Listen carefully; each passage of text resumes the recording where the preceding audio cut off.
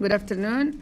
Today is April 15 and it's for 3 p.m. Please call the roll. Chairperson Wani Garza. Here. Vice Chair Ted Masiacos. Present. Alderman John Lash. Alderman Brandon Tolliver. Here. Alderman Daniel Barreto. Here. 4 present. Okay. All right. Approval the minutes for, is approval the minutes? We have it in the, we don't have it. A minutes to approval. No. No? Okay. All right. So public comments? No, we do not. Okay.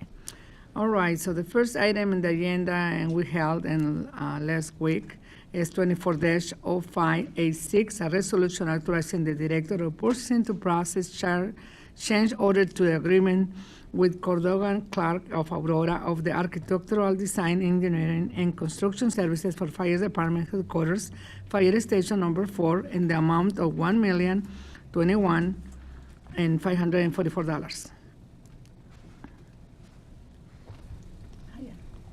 Janice here.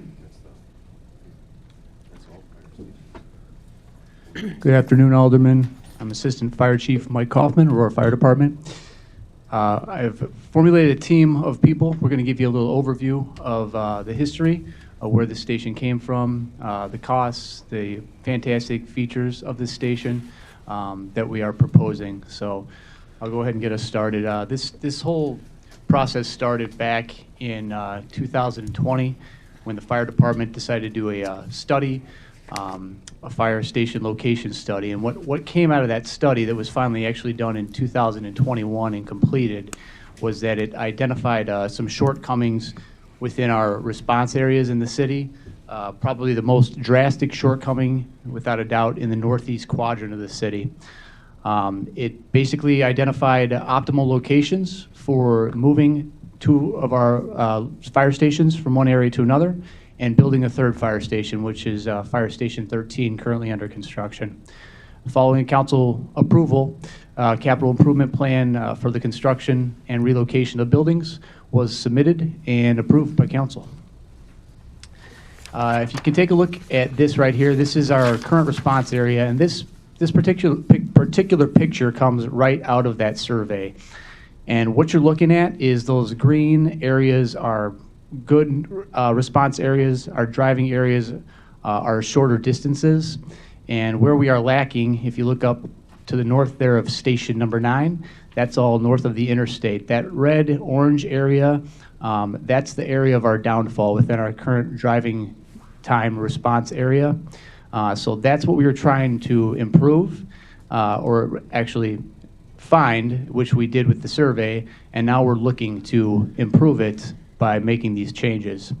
As I flip to the next slide, this is just a close-up on that Station 9 response area. You can see that we have some drastic areas that we have to respond to that take longer to get to. The reason being is we don't really have that station located on a good north-south street. When that station was built in 1994, there was a planned bridge to go over I-88 in the station's vicinity. That bridge was never built, never going to be built, causing us to have to go pretty far east and west to move north and south. That's the problem for the response in that particular area. As I advance the slide forward, what you're looking at right now in that top picture is our current placement of our fire stations and our current response. It's just a zoomed out picture from the first one I showed you. What's proposed on the bottom there is our 2 relocated fire stations and our other brand new fire station 13, 2 of those which are currently under construction.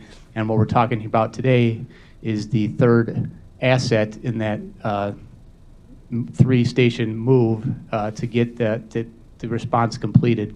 And if you look up by new Station 9, or excuse me, by new Station 13, you can see that that area that was drastically red and orange for response territories has turned to green, which gives us much better coverage in that particular vicinity of the city. As we move on, I think it's important to talk about ISO ratings, Insurance Services Office ratings. These are basically ratings that every department receives. Their ratings from 1, which would be perceived as an excellent rating, to 10, which is not meeting your minimum standards. The Aurora Fire Department currently classifies as a Class 2 fire rating. Obviously, the higher your rating, closer to 1, typically it corresponds with lower insurance premiums for your residents. So obviously, the better we do, the better they do in premiums. Response times are a huge part of determining your ISO ratings. So by relocating Fire Station 4 headquarters and those other two, we're looking to obviously bring those response times down, which would therefore keep our ISO rating as is going forward. Operational benefits of the new Fire Station 4 headquarters. Number one is reduced response times for our citizens and our visitors. That's always our number one priority as people that we protect. With this new station, it's going to provide us sufficient training rooms in the EOC area. It's a big area that we can open up. We can do training in this area. We can host larger trainings for outside individuals, outside departments. We can host our promotion ceremonies in this area, retirement ceremonies, all sorts of ceremonies, which we currently do a lot of times on our apparatus bay, which is in the garage of our current central station. If we don't do it there, we have to rent space at other facilities throughout the city. So this would alleviate that problem and give us a nice professional ceremony area. The secured fueling station is one of the huge benefits to this as well. It's not only a secured fueling station for fire, but as well as PD. It's secured, giving it a safe area that you can fuel up your vehicles in the middle of the night, in the middle of a storm, and be secured and not in danger of anything, especially being right next to the police department. A lot of times you have people loiter after being let out. This would prevent the police from being in any kind of danger while filling up their vehicles. The Fire Prevention Bureau will also be moved with this, if this is approved as Fire Station 4, into Central Fire Station. Our admin staff we would be moving over to Fire Station 4. The Fire Prevention Bureau would be moving into Central Station. They are currently running out of the DSC building in an overcrowded area. And this would also free up space within the DSC building to utilize as well. Going forward, I'm going to call up Lauren Kiley from Corrigan Clark. She is the Architecture Project Manager for the new Fire Station 4 headquarters.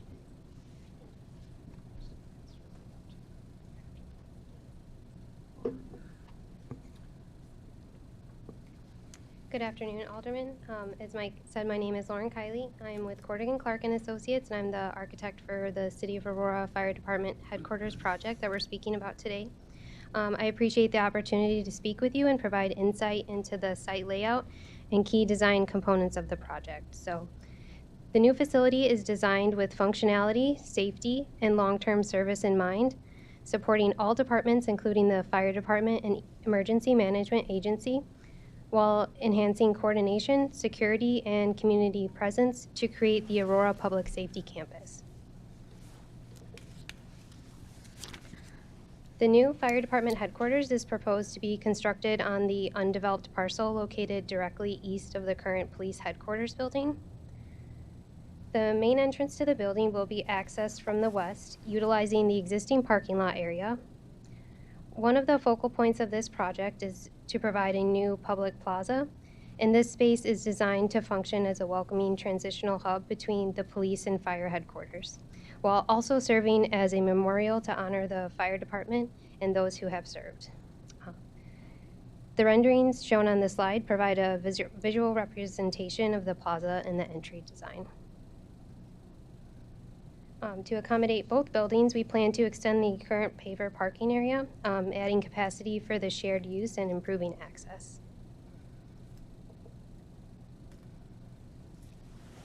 Please refer to the rendering in the top left corner of the slide. The fire station portion of the building is strategically located near Indian Trail to support efficient emergency response. And on the east side of the site, we've designed a dedicated apparatus drive, and this loop drive includes a roundabout at the end, kind of providing access to the four vehicle bays. Fire vehicles can also park in a designated striped area for resupplying in the center there.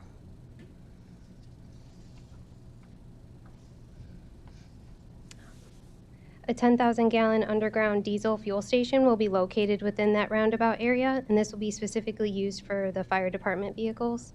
Additionally, we will be incorporating the second 10,000-gallon underground unleaded fuel tank located along the police entry drive, and that's serving the police department fleet. On the north side of the site, we will feature a secure parking lot dedicated to the fire department and the emergency management agency staff.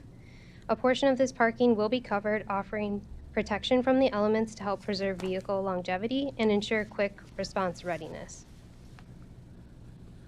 We are also planning for the infrastructure to support future electric vehicle charging stations under the covered area, and this is aligning with our commitment to sustainability, lead considerations, and operational efficiency. To ensure a safe and connected campus, we worked closely with the police department to design a secure perimeter with thoughtful fencing and access control, while also allowing for a safe pathway between the two buildings. And as Mike mentioned, the unleaded fuel station will be located within that secure perimeter to further mitigate any security concerns.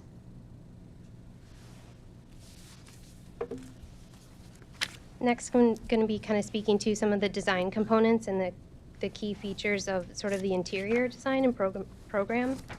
The building was designed to meet the current and future operational needs of both the fire department and emergency management agency.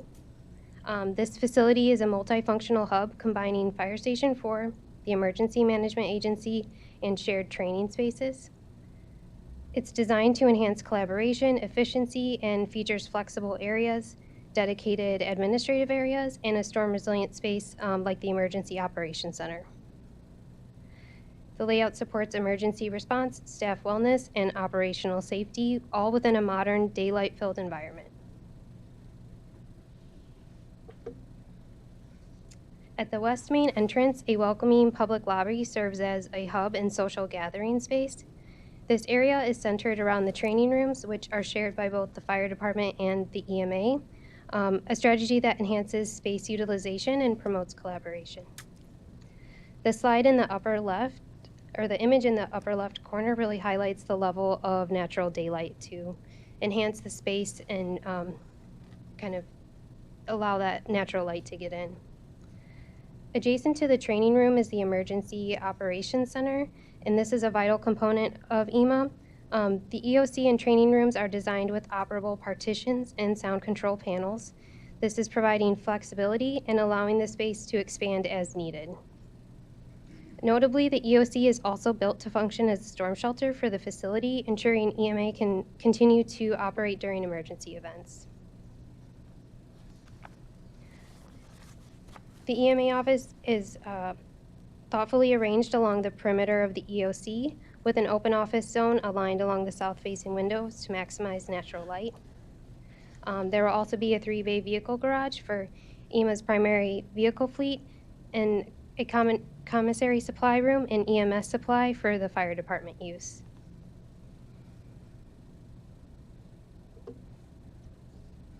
The new Fire Station 4 has many components to operate effectively and includes a four apparatus bays for emergency vehicles, living quarters featuring a bunk room for 8 staff members and 1 battalion chief, an open concept kitchen, dining, and day room designed to foster collaboration and camaraderie, and a fitness room sized to accommodate necessary equipment and support firefighter health and wellness.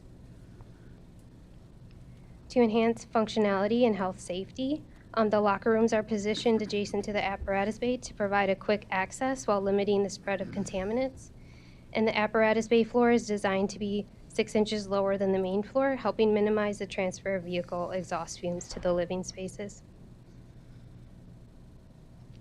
The east side of the apparatus bay will include all the support spaces such as gear locker, laundry, for decontamination, hazmat office, and storage. The second floor will be for the fire department administration, offering a full suite of programmatic elements such as private offices, open office, conference room, and all the necessary support spaces. So as you can see in the upper left rendering, this level features a continuous band of windows to maximize daylight and improve the working environment. Offices are designed with glass fronts, allowing a natural light to filter throughout. Additionally, window shades on the south facade provide staff with a control over the lighting conditions, and contribute to comfort and energy efficiency. And this is also supporting LEED and WELL standards.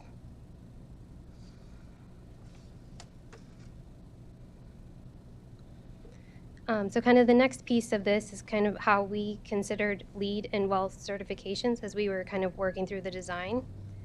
So although LEED and WELL certifications are not being pursued, the project uses aspects of LEED and WELL guidelines as a baseline approach to the current design. And the following items may be considered for certification in the current design, but additional research would be needed to kind of determine that these certifications are applicable. So just an overview of what LEED is. LEED is an environmental certification system with a broad focus on sustainability and reducing the ecological footprint of a building. Primarily focuses on the environmental performance of the building, including energy efficiency, water usage, materials, indoor environment, and overall environment impact of the building construction and operation.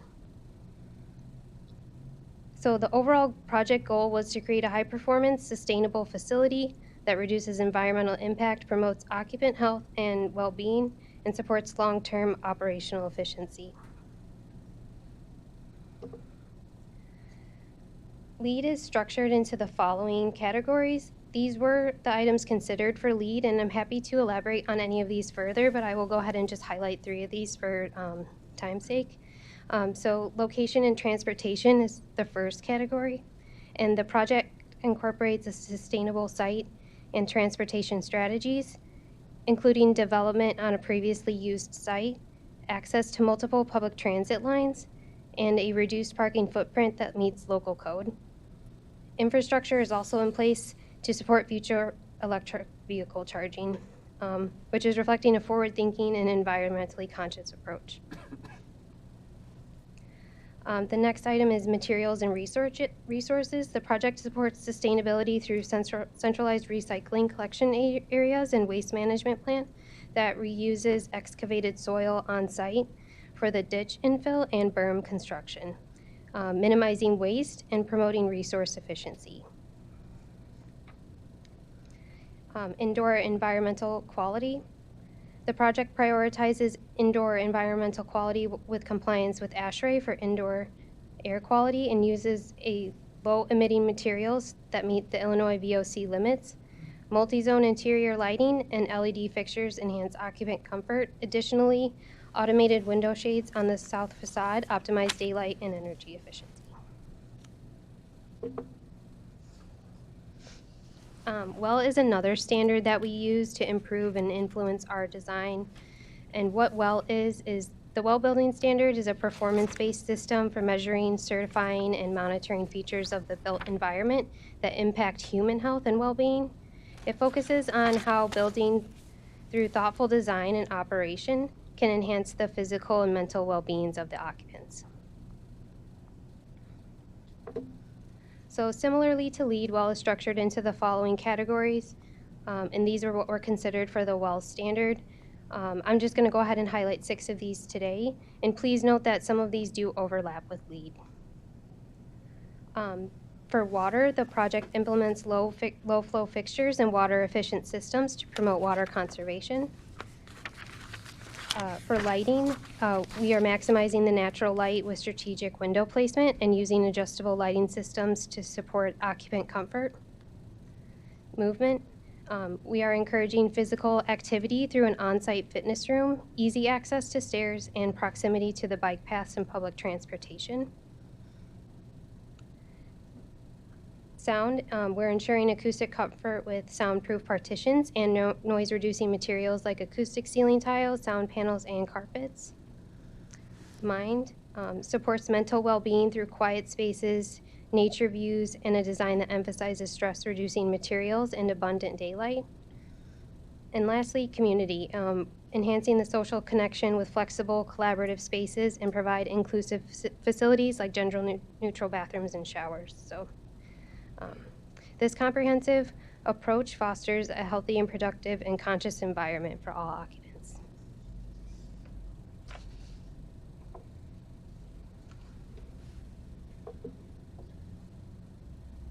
Thank you.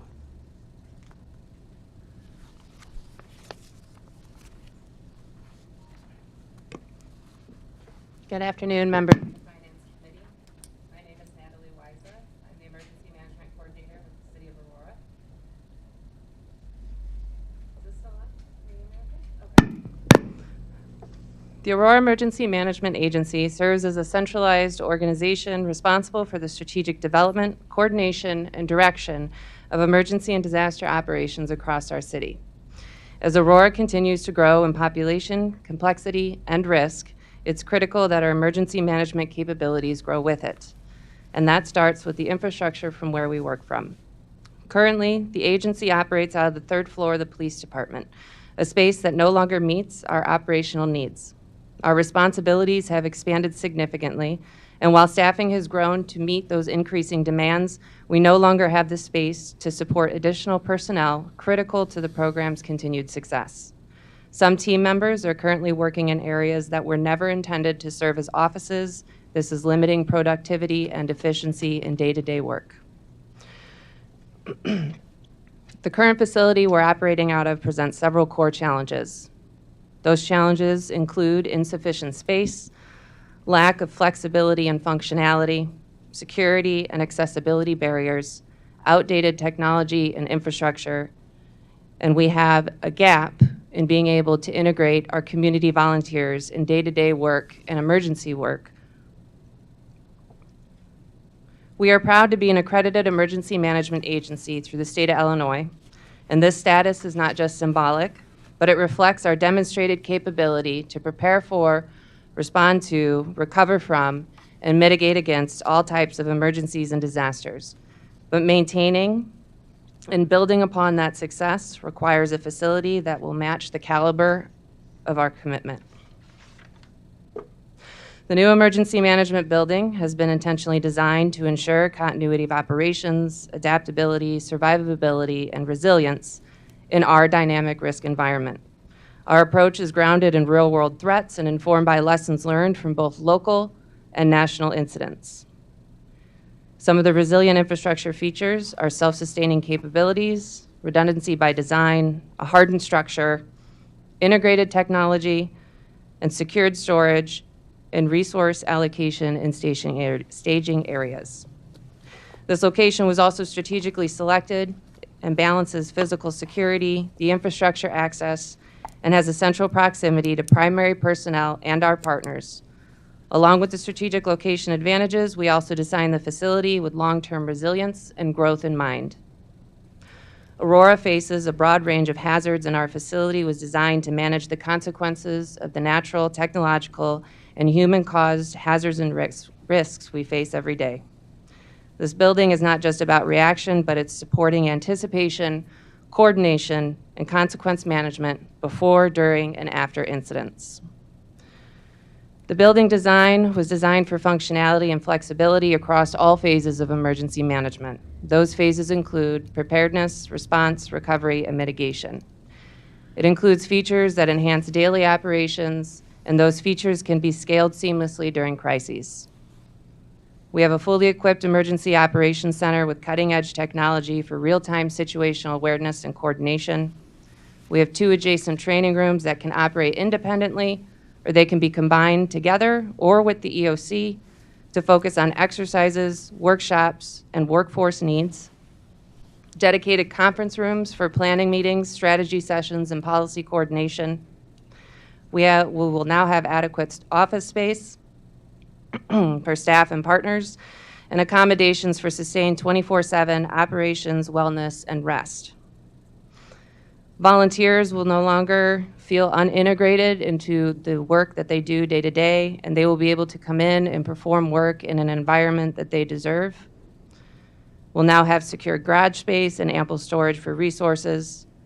We will also have a dedicated weather radio and communications room for hazard monitoring, early warning, and coordination. The integrated infrastructure for redundancy and power, data, and communication system, ensuring continuity during response. We also have the flexible interior layouts to adapt to future needs and evolving threats for this community. We will also have space for community education and outreach.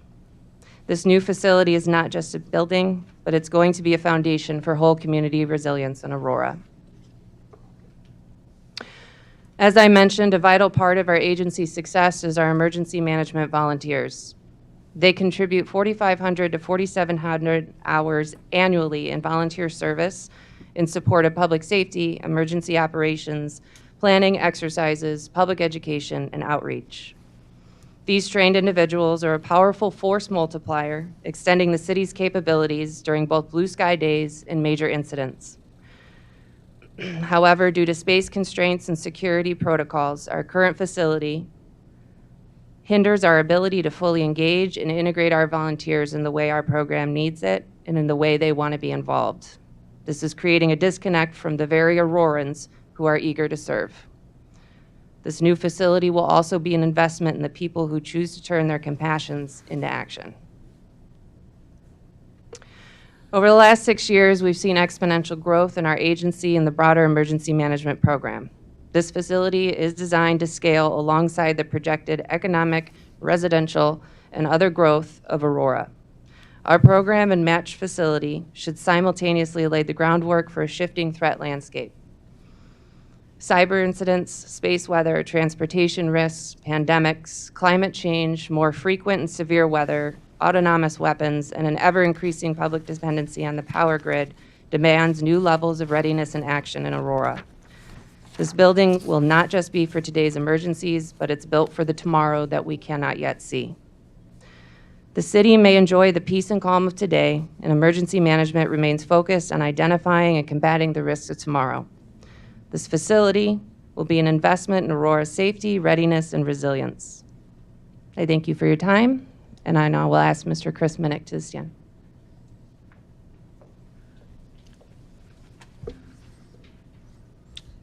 Thank you, Natalie. Chris Minnick, Chief Financial Officer for the city. Good afternoon, members of the committee. And what I'd like to do for you now is review the projected costs and project costs for Fire Station number 4. And after we get done with that, we're going to review the costs for all 3 of the fire station projects that we currently have active here in the city. And as we go through these costs, particularly for Fire Station number 4, which is the main subject and main focus of the meeting this afternoon, I'd like you to keep in mind that you're actually getting 3 elements and 3 functions for the dollars that you're spending. Number 1, you're getting a fire station, modern state-of-the-art fire station that will provide enhanced service to the community. You're also getting a storm-hardened and structurally hardened emergency operations center. And you're also getting administrative space for the fire administration personnel, as well as the EMA volunteers and the related equipment storage related to that. So when we talk about Fire Station number 4, it's really an amalgam of buildings, of 3 functional buildings that are essentially coming together on this campus. The total cost for Fire Station number 4 is just a shade under $34.9 million. The construction costs and the guaranteed maximum price that we have been discussing is in the amount of $28,750,587. That is based on a competitive bid process that was conducted by our construction manager, Leopardo. We are also looking at architecture costs of $2,201,294, computer and audio visual equipment and installation of $1,760,144, and I believe Mr. Anderson will be going through that here in a few minutes, and what comprises all those costs. Furniture allowance of approximately $600,000. And I'd like you to keep in mind as we go through that as we talk about the furniture allowance, that is not based on a solid quote or a solid contract yet, which compares a little bit differently to the costs that we just went through. Most of the rest of those are either based on a solid competitive bidding process, or they're the result of quotes that we have or contracts that we already have in place. We also have utilities and builders risk insurance. I'm sorry, that should say utility connections and builders risk insurance in the amount of $150,172, and then an owner contingency of approximately $1,437,000 for any unknown items that might come up during the construction process. Additionally, we are planning and providing that the funding will be provided by a general obligation bond. That has been consistent since we started talking about the project a few years ago. And as I discussed a moment ago, Fire Station number 4 is not the only project we have going right now. We've previously brought forward, and Fire Stations 9 and 13 are under construction right now. Fire Station 9, the total costs are anticipated to be about $13.67 million. Fire Station 13 is just a shade over $15 million, for a total cost for all three of the projects of about $63.6 million. As we talked a moment ago, we are looking at general obligation bond funding for all of the fire station projects. Of that amount, approximately $18 million has already been issued, and we will be taking down the remaining $45.5 million later this year during the summer or early fall.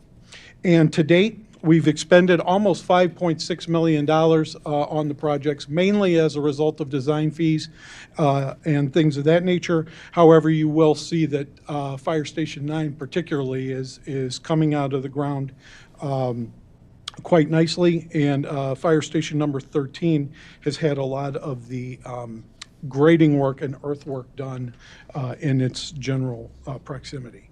So with that, I'm going to turn it over to Mr. Anderson, I believe, to speak about the IT costs.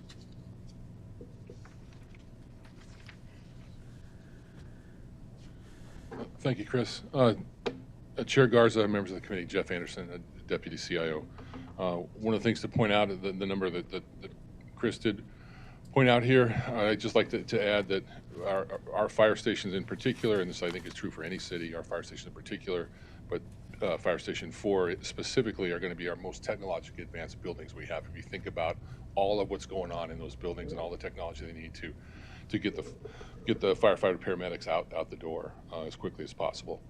So I'll go through the 7 items we have here for Fire Station 4. Up first is using the existing Kane County contract we piggybacked off for years to get fiber to Fire Station 4 and connect it with internet connectivity for $93,371. The next one is from our good partner we've had since 2010, L3 Harris, who runs our public safety radio systems. They're actually now upgrading us to a P25 platform. What they're going to do in this case here is build a new emergency management radio tower at Fire Station 4 and bring all of the various different types of radio communications all under one tower there at the station. So that's how those guys were selected, and we have the timeline there of Q3 of the fiscal year here to get those completed. We will look at number 3 then, a relocation of the emergency AM radio station from Salvesburg Park to Fire Station 4. If you're familiar with the area, this is just inside the park. It's really what I would consider almost a side yard for the last house that's right there. It's actually in the park, but it's right next to the house. When there are issues with the station, somebody's got to go all the way over there and get it. This will allow us to have better interaction with the radio station locally there in Fire Station 4. We've worked with ISS, for quite a while with the location here. They're going to handle our FCC license move that has to happen. They've also done a survey to make sure that moving it from the park location to Fire Station 4 would still cover the city with the AM signal, and it will.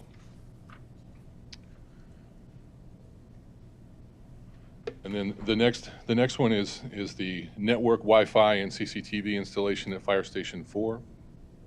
We have a quote from Scientel for this one. If you all remember that, Scientel, we went through a competitive bidding process to select Scientel. They've been our partner as far as in implementing CCTV. and as well as network, Wi-Fi, and now door access controls in every building that we have, and there's no different here in Fire Station 4. The next thing is video encoders from the Critical Incident Intelligence Center, or KIC. You saw back on slide 20, there was a large video wall in there. The intent behind this is to be able to pull video feeds from the KIC when necessary and display them in the EOC. So think of these as really the $11,000 roughly here as video display units or video capture units that will pull that video in from across the network to there. The last one on this slide, Microsoft Teams room integration at the EOC. Again, if you saw back on page 20 and again on page 23, the large video components, we want the ability to be able to have anyone who's in the room display as part of a Teams capabilities what they're bringing to the EOC at the point in time. If you also go back and look, I can probably flip back and look at 20 real quick. I'm going a little out of sorts here. But the main, in the center there, I don't think I have a pointer here, but you can see the EOC on the right-hand side in the center. There's 2 training rooms on the left-hand side. You can barely see, there's dividing walls there. So they can divide this room into 3 pieces, 2 on the left-hand side, top and bottom. Thank you for whoever's working the mouse, and then the big one on the right-hand side. So each of those rooms could be closed off. There'll be video in each of those rooms and a Teams capability in each of the rooms there. Okay.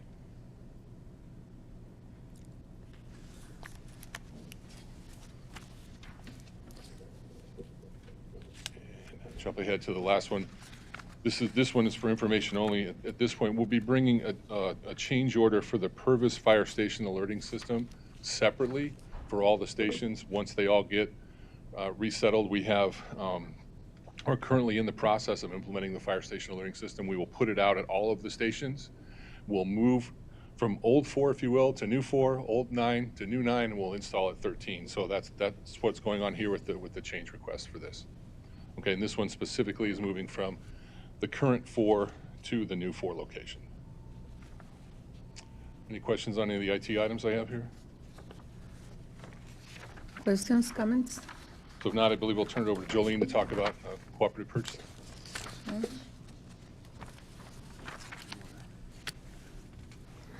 Good afternoon, Jolene Coulter, Director of Purchasing. The furniture, as you saw, as they discussed earlier, those numbers aren't solid quotes yet. We have some quotes on 9 and 13 that we've looked for the office furniture through a cooperative program.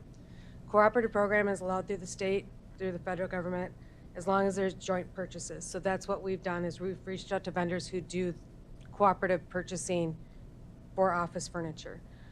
You cannot just bid out furniture real easy. You have to talk about every leg of a desk, every handle of a door. Having somebody come in and design that space that our architects and designers have said this was what would fit in here. They help us with the design, what would fit, what fits within our budget, and what meets the cooperative standards. Any other furniture, appliances, beds, TVs, anything else that's outside of that will be purchased through the purchasing processes and the current policies we have in place. So over $5,000 will be bid in some way, shape, or form.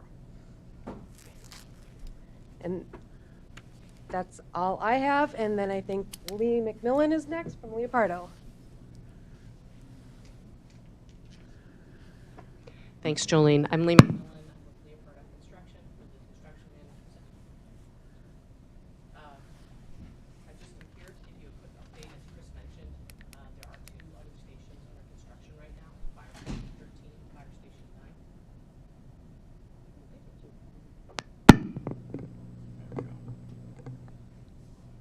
Thanks. I'll start over. My name's Lee McMillan. I'm with Leopardo Construction. We are your construction manager on all 3 stations.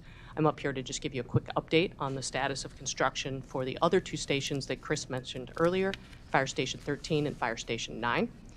So Fire Station 13 broke ground on November 13th of 2024. The underground storm detention system and building pad were installed before the worst of the winter weather this past winter. Footings and foundations have been installed despite the winter challenges we had. Load-bearing masonry has been going up for the last several weeks. and the steel is scheduled to start next week. So if you drive by, it'll be pretty exciting.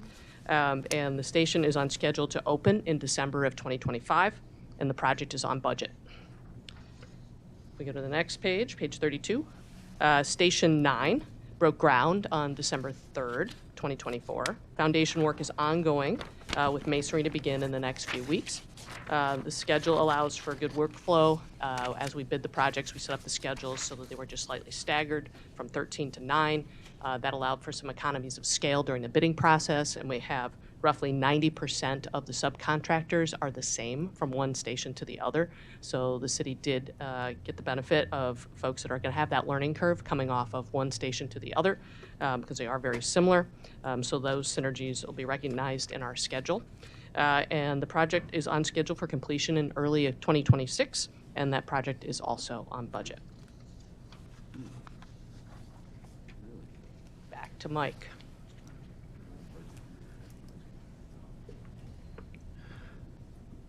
All right, with that, I'd like to thank you, Alderman, Alderwoman, for your time today, for listening to the presentation. I hope we hit on important points to give you the information you need to make an educated decision. I'd like to point out that myself and my staff have worked diligently, many hours put into this project, and we are very sure that the taxpayers of Aurora will get what we give them out of the station. So I just want to say, from my perspective, that's what I think. So at this point, I'm urging you to I'm urging you to authorize the Director of Purchasing to process a change order to the agreement with Corrigan Clark in the amount of $1,021,544 for a total of $2,201,294. Which represents a 7.5% fee of the construction costs. I'm happy to answer any questions, as well as my team.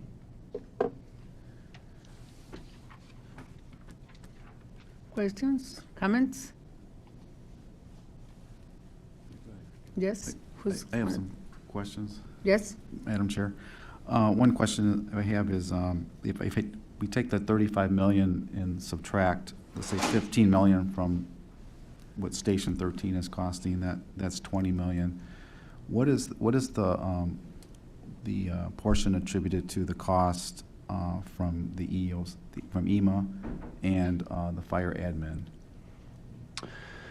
I'm not sure if are we able to pinpoint those exact dollars? I guess I would ask. Because the math I have is 20 million, but I know there's some things being added here that are not attributed to them per se. So you're saying what is the additional cost to get the number where it is at, given the addition of the EMA and the EOC?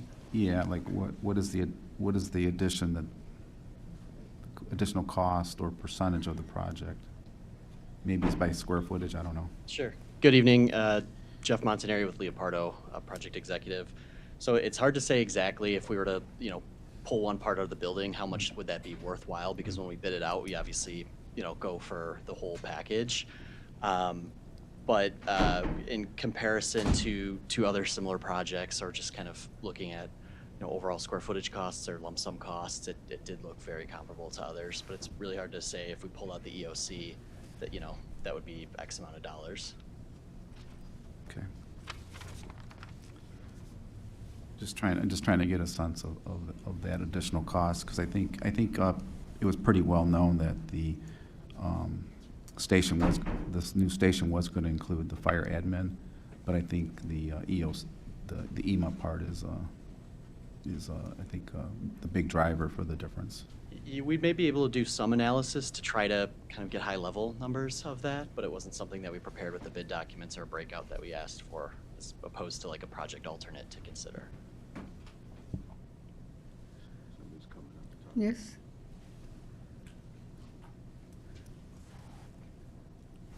Who else have a question? I've got a question, Madam Chair. Yes, Yes, Ted? thank you so much. Right off the bat, I'd like to say I have no, as an architect as well, my other profession, my other full-time job, I have no what's the term, economic incentives. I'm not involved in this project in what way whatsoever. I just want to get that out there first and foremost.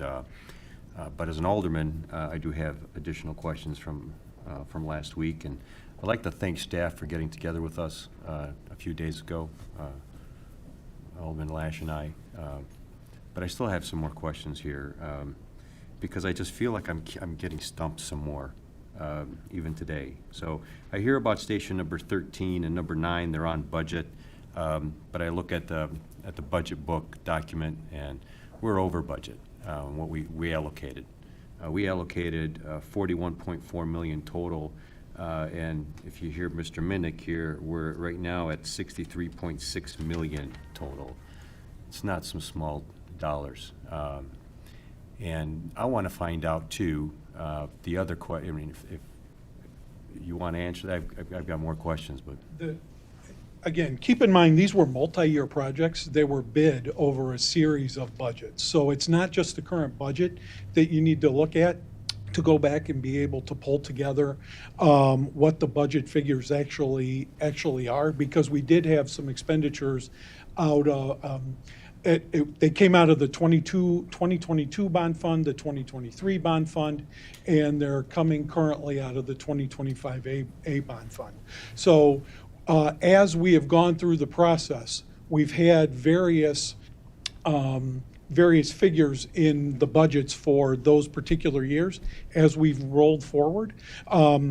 So it's not as simple as just looking at the at the current year's budget and seeing what those cost drivers are. Because each year we do budget a specific amount, and as the projects change, as the costs increase, as inflation happens, those amounts are adjusted. So I can compile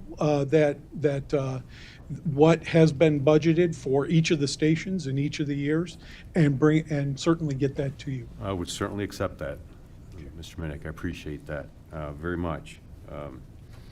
And the other thing with this budget for this station at 34.9 million is that there's a contingency allowance that I don't know if it's in those numbers. Contingency allowance from the construction manager. Yeah. Even though our contingency allowance is 1.4 million, if I add up contingency allowances in Leopardo's proposal before us today, they equate to approximately just shy of 2.5 million. Can you explain that difference? I believe they're just a little bit less, about 2.2, a little bit. Okay, but maybe still, there's a 2.3. difference. There's a Yeah, difference there. Okay, well, say $700,000, there's a difference there. And there are two individual contingencies. You're absolutely right, Alderman. There's one that's in the GMP, and that is actually a 3% construction contingency that Leopardo has a significant say in and utilizes for items that are unknown during the field work conditions and things of that nature. That's a large part of exactly why that contingency is in there, is to handle unknown conditions that come up during construction. And then staff has traditionally, through its construction projects, also put a contingency on in the event that some of those soft costs and things that aren't necessarily considered in the GMP have some cost differences and have some conditions that we don't know about today that occur during that process. So the owner's contingency is controlled by the owner, by the city, and then the construction contingency is actually controlled by Leopardo. So the potentiality of up to an additional 2.5 million then to this Rolled price tag into the Right. total project costs. Right, I mean, right, it's okay. already included in the 34.9. The additional, what, 700,000, 2.2, what is it? What's it rolled into it? Help me out. All the numbers that you saw before you on the slide, I can get back there. I just want to understand how those numbers from the contractor equate into your budget. Yeah, the construction cost of $28,750,587 is included in the $34.9 million, or $34.8 million, excuse me, $34,899,726 total cost. The construction manager's contingency of, I believe it's $820,000, is included in that construction number, the $28,750,000. And likewise, the owner contingency of $1,437,000 is also included in the total cost of $34,899,726. All right. And those are consistent practices that we have utilized not only through the fire station project, but also through other Okay. construction projects. Now, we went out to bid, and I'm looking at the contract again with the construction manager, and an item here they have under alternates, it's in regards to redesign and rework of the lobby. My question is, why is there a discussion about redesigning and reworking the lobby after we go out to bid? That I will defer to the design team. Why wouldn't it be worked out? That's my question, and I'd like to know if anybody's here who's capable of answering that question. Can Corrigan Clark speak to that, or Chief McCabe?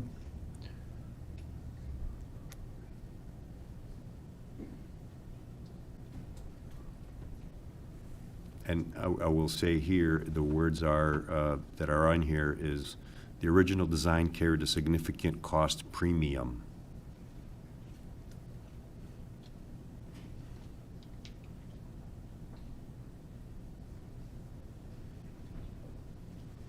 So the contractor, the construction manager wants to work with the architect to figure out cost reductions that will satisfy the original design intent.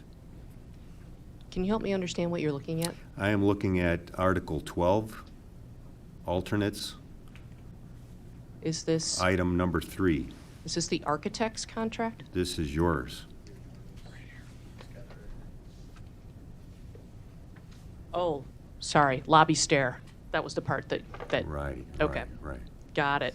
So what we did is there was a design for the lobby stair that had a stainless steel material in it. And one of the value engineering ideas that we suggested to the client, the project team, was to redesign that and save the city $200,000. So that is what was actually accepted as part of the final GMP. Okay, all right. Other thing is looking at some of these numbers. Administration and staff had at least over 2 years to work on this project. Our original contract with the architect was for $15 million estimated budget for this station, 30,000 square foot. What happened along the way? Can someone tell me, whether it's the architect, what date was it discovered that it's going to go over 15 million in the process? 1 year ago, before the CM came on board? When was it? Because right now I look at the CM's numbers, and even though we were told, which I wasn't happy to hear very much about, we have to be concerned about tariffs and raising the costs. I don't know how much tariffs really raised the price, because of this, according to the contractor's design development numbers on October 1st of last year, the estimate was already at 29.6 million, way before any discussion about tariffs or effects on bidding was involved. Craig Welter with Corrigan Clark. I think looking back at the timing of that, we didn't really have any conversations at that point. We were setting up a contract. So we're taking some very big picture ideas of what this project would be, what it would entail. And that was, we tend to estimate our fees low at the beginning, because we know at the end, chances are we're going to go through this process. It's rare that you have a project that doesn't grow. So we don't like, it's tough to give money back as an architect because we don't have the depth of a city. So we tend to share an initial fee that sets our initial cost a little lower, knowing that as we go through the process, we'll establish a scope, and then we'll define, knowing that the contract is based on a design development value. So we Which kept comes that in to my mind. question, when was So- it known that we were going to go above and beyond 15 million? Was it December, did we know October 1st of last year, or did we know before then? I believe it would have been before then, because I believe that we would have made the decision to add the EMA function prior to that prior to the October design. That would have incorporated, I believe, a lot more of the design elements and things of that nature. But we did, for a lot of the benefits, a lot of the centralization, because EMA and the emergency operation function is included in the fire department and is under the control of the fire chief.